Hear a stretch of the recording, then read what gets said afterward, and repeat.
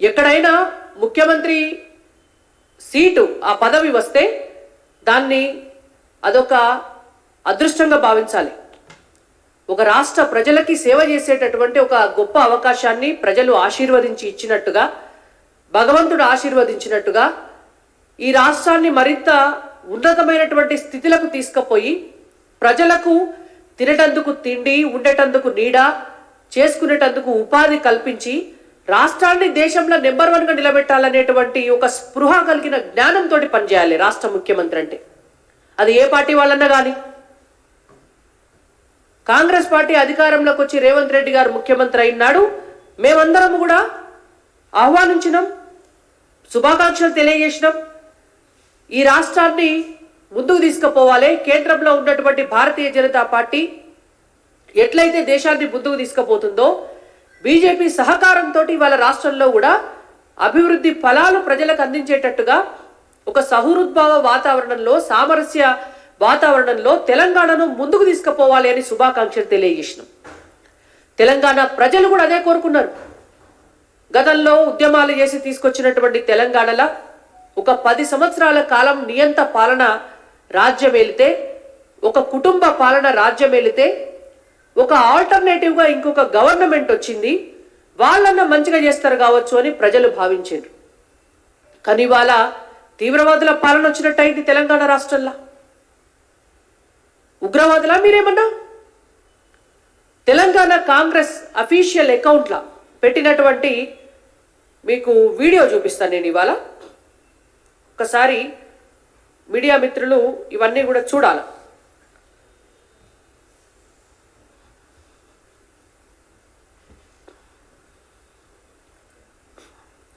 తెలంగాణ కాంగ్రెస్ అఫీషియల్గా పెట్టినటువంటి వీడియో.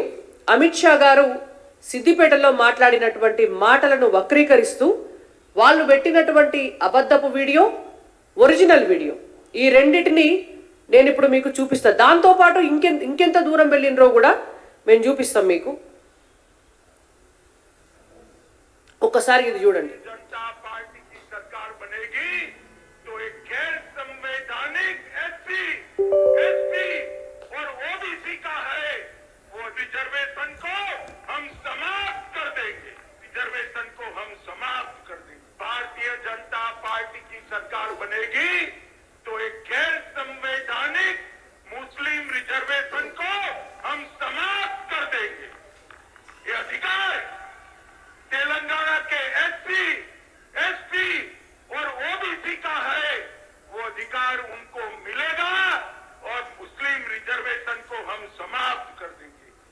ఇది మీకు ఇప్పుడు ఫస్ట్ ఫేక్ ఆడియో వినిపించిన నేను వీడియోలో, నెక్స్ట్ ఒరిజినల్, రెండు కంపేర్ చేసి వినిపించిన.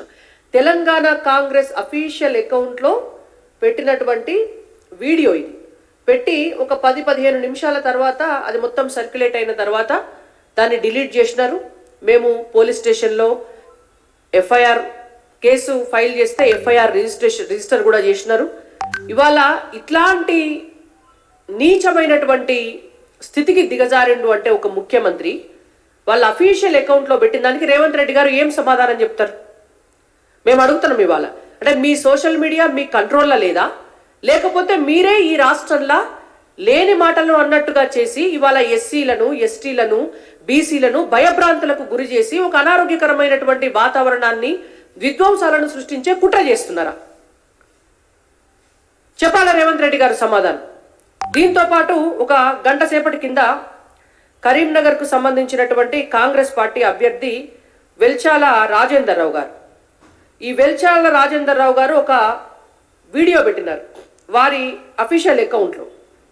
అది ఓటమి భయంతో చేసినటువంటి వీడియో.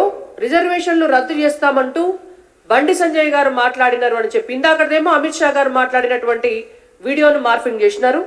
ఇది సంజయ్ గారు మాట్లాడిన మార్ఫింగ్. రద్దు చేస్తామని అమిత్ షా గారు అన్నట్టు ఎస్సీ, ఎస్టీ, బీసీ రిజర్వేషన్ రద్దు చేస్తారు.